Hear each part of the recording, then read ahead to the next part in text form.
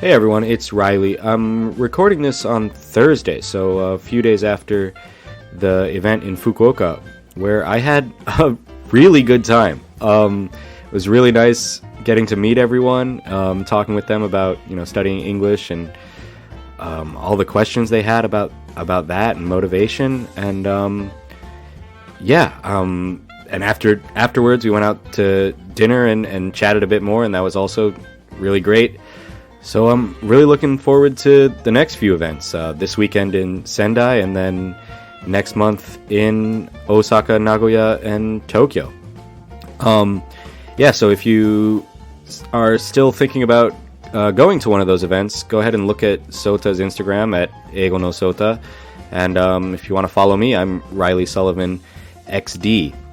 So at that event last Sunday, one of the people in the audience, I think it was Sachiko, if I remember correctly, mentioned listening to English music as a way of getting better at listening and maybe even getting better at pronunciation if you try to sing along, basically. So today I'd like to talk about some kinds of music that I think might be easier to listen to and to understand the words, and maybe some artists in different genres that are particularly easy to understand. Okay, without further ado, let's go.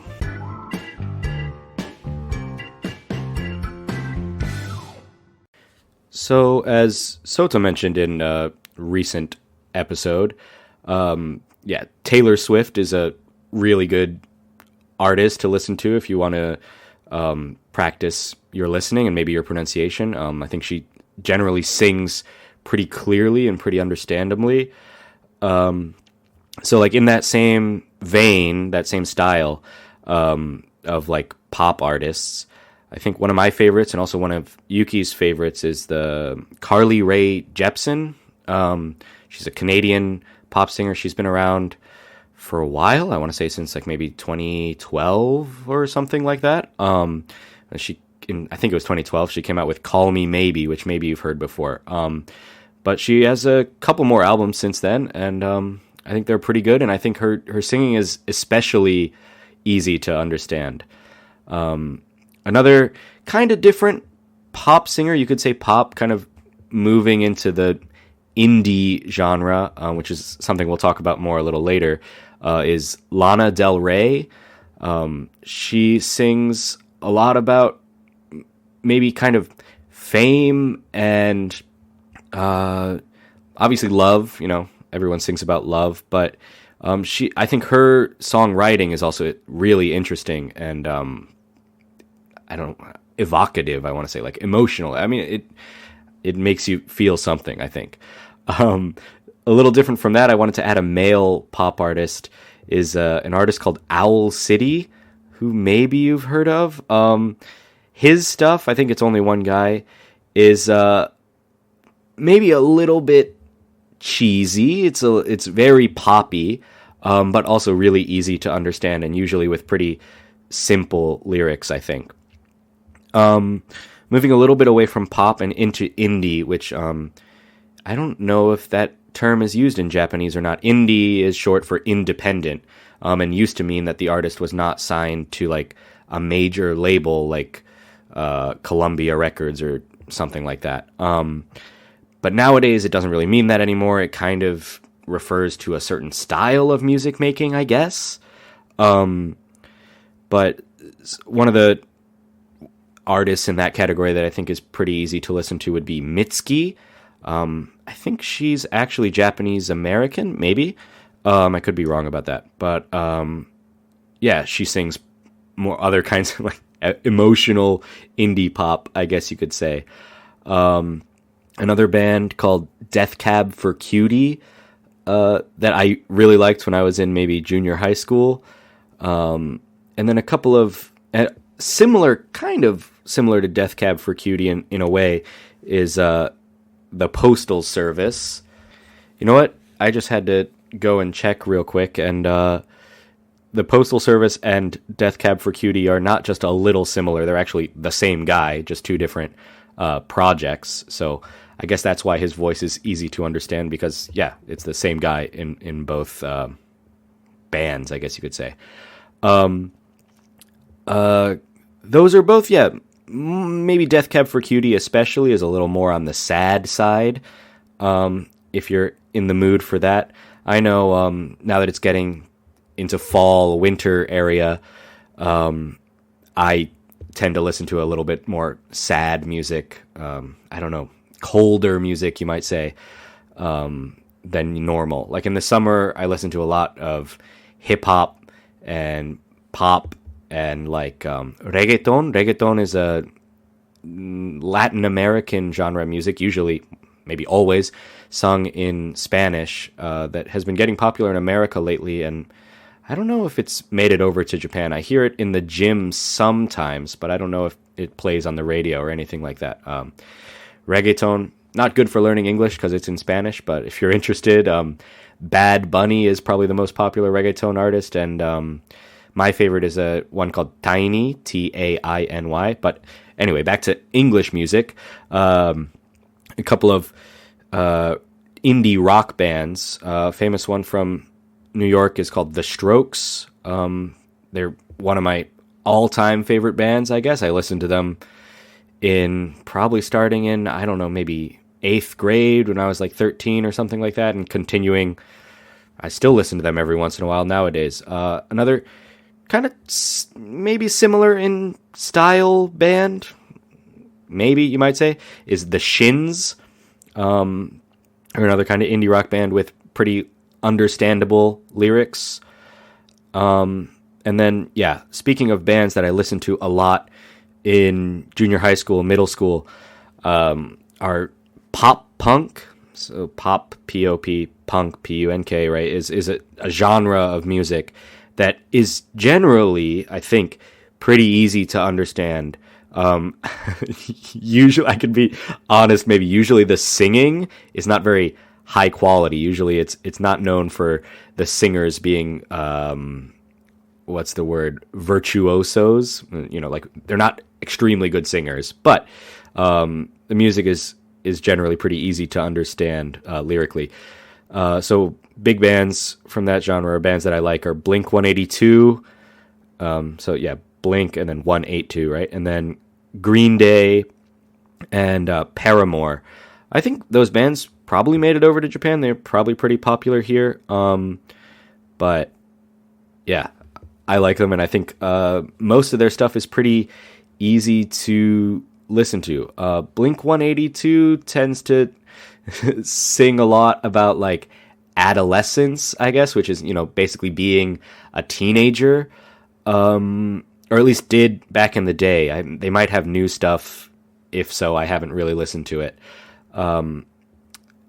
Green Day, on the other hand, tends to...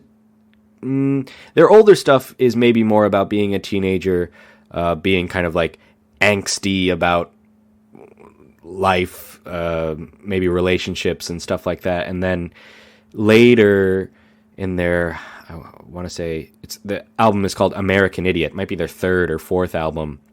That one is more about like politics and stuff like that. But either way, it's pretty easy to understand, I think. And then Paramore has a female lead singer, Hayley Williams, and it's more, yeah, I guess about like relationships and love and stuff like that a lot, and kind of at times angry sounding. Okay, so moving on from pop punk, some kind of sad music. I wanted to include some kind of singer-songwriter sad stuff. A really famous one is a guy named Elliott Smith. He does a lot of basically sad love songs, maybe some songs about being lonely and stuff like that. So I don't know if you're ever in that mood. And kind of similar, another guy called Bright Eyes. Bright Eyes, I think, is maybe multiple people, but the main guy who also has a solo project is called Connor Oberst. His stuff also kind of sad, but I think lyrically interesting and fairly easy to understand. Yeah, from there, something So I work in kind of a mall during the week, and since November 1st, the day after Halloween, they've been playing Christmas music. So I've heard Last Christmas by Wham! I don't know how many times in the last couple of weeks. But it reminds me that Wham! Also has a lot of other good music. So if you like that Last Christmas song, you should listen to more Wham! Maybe more George Michael as well, if you're interested. George Michael being one of the members of Wham! And then another kind of 80s band with a pretty different vibe, the goth rock band The Cure. Yeah, they're just good. If you like kind of, sad, I guess you could say. It's also kind of sad. Maybe there's a theme. Like I said, it's fall, winter. This is kind of the music I've been thinking about lately. But The Cure is kind of a rock band, goth rock, I said before. Goth as in gothic, right? And then, yeah, okay. So I wanted to try to include some hip-hop. Hip-hop is a genre that I like, especially in the summertime. I like to listen to it, or at parties and things like that. But it is, pretty hard to understand, I think, especially for non-native speakers, because there tends to be a lot of slang, a lot of metaphors, like not really saying exactly what you mean. And also it tends to be kind of mumbled. Mumbled means not speaking super clearly, kind of almost speaking with your mouth closed, is mumbling. There's a genre recently in the last 10 years or something called mumble rap that's pretty popular and has influenced a lot of the rest of the rap world. But anyway, some artists that I think are pretty listenable, pretty understandable if you are interested in listening to hip-hop, are Outkast, who are an artist, a duo, so two people from, most popular quite a few years ago, from the South in America, from Georgia. Their most famous song is called Hey Ya, which must have made it to Japan. It's a huge song, a really good song. If you haven't listened to it, you should. And then Drake, who's a Canadian rapper, maybe one of the biggest rappers in the world. So yeah, I'm sure you've probably heard a Drake song or two, but he has, probably not exaggerating to say 100 hits. So there's a lot of other stuff that maybe you haven't heard. And then Nicki Minaj, a female rapper from New York, who tends to rap kind of fast, so she might be a little bit hard to understand, but she does enunciate, speak clearly, I think, for the most part. So she's worth a listen if you want to listen to a female rapper as well. Then I tried to think of musicals, like musical theater, to listen to. To be honest, I'm not a big fan of it, and I haven't listened to very much.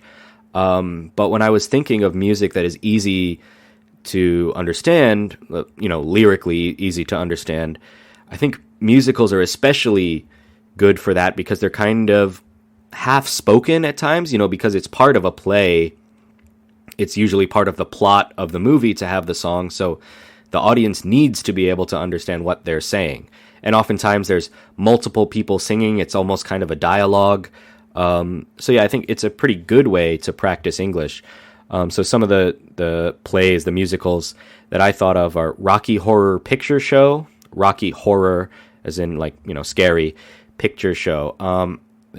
So that's a movie as well. I think all of these are movies as well as actual plays. And that one, horror. So it's kind of got horror themes. It's kind of making a joke about Frankenstein throughout the movie. But it has a lot of hits, and I think it's pretty listenable, understandable. Another one is Hairspray, which I think takes place in, I want to say the 50s, might have been the 60s, somewhere around there, in Baltimore, which is in Maryland, where I'm from. And yeah, it's kind of a funny movie. It's called Hairspray. A lot of the people in Baltimore from that era were famous for a lot of the women especially were famous for having very big hair that they kind of pile on top of their heads. And then speaking of funny hair from that era, 50s and 60s. The third musical I thought of was Grease, which I think is pretty popular in Japan, but if you haven't watched it or haven't listened to the songs from Grease, I think you should. There's a lot of classics, and it's very easy to understand, I think. And finally, the last genre of music is country music. Again, another genre that I'm not super familiar with. Growing up in Maryland, actually, a lot of my classmates in high school were into country, and it played a lot on like the radio or at like school dances or things like that. But yeah, to be honest, I don't know that much about country music from any time period, except for, recently, I think he had like the number one song in the world for a while, definitely the number one song in America. Is a country artist named Morgan Wallen. So Wallen is Wallen. He's huge. He's enormous. Meaning, sorry, not physically. I mean that he is. His music is very popular. That's what I mean by he's huge. I'm not sure what he looks like anyway, but that's the only kind of modern country artist that I could think of that might be listenable, understandable. I wanted to add in here kind of country, similar to country bluegrass music, which is music that often includes a banjo, which maybe I think I mentioned it in a podcast before. I was trying to learn at one point. I have taken a long break from learning the banjo, but I plan to pick it up again at some point. But so there's quite a few artists in the bluegrass category that I like. My favorite song is called Rocky Top by the Osborne Brothers.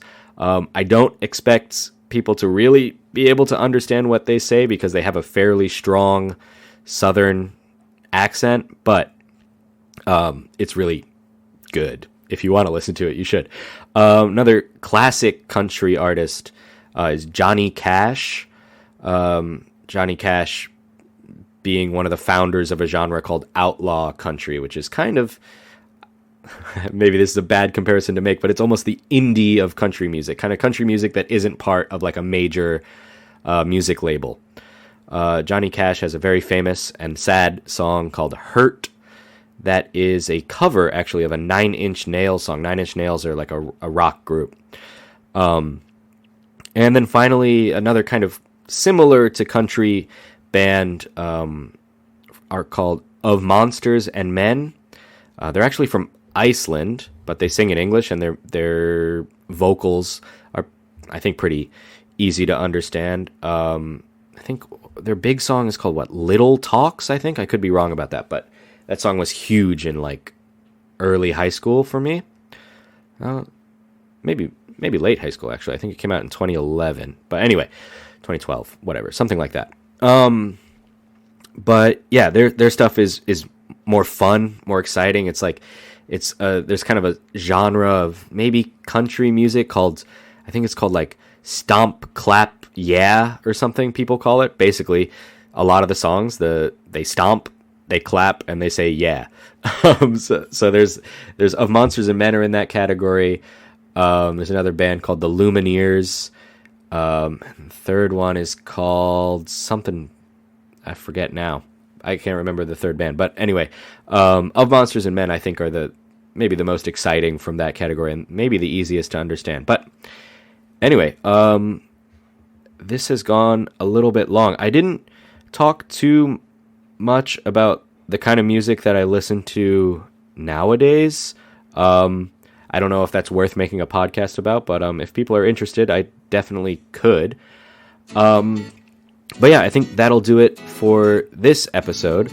If anybody has any questions about like other bands or artists in these kind of categories that I made, pop or pop punk or country, I can try, or whatever. I can try to help with that. If you want to message me on Instagram, I can give some more recommendations if you're really interested.